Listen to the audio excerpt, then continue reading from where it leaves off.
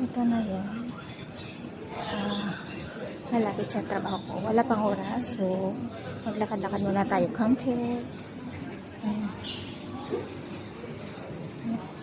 Sakay tayo ng escalator. May damitan dyan.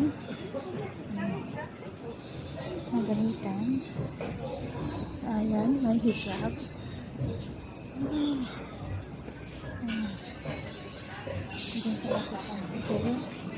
Kaya tayo dito. Kasi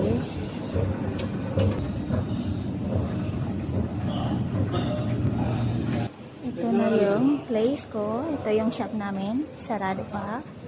Ayan.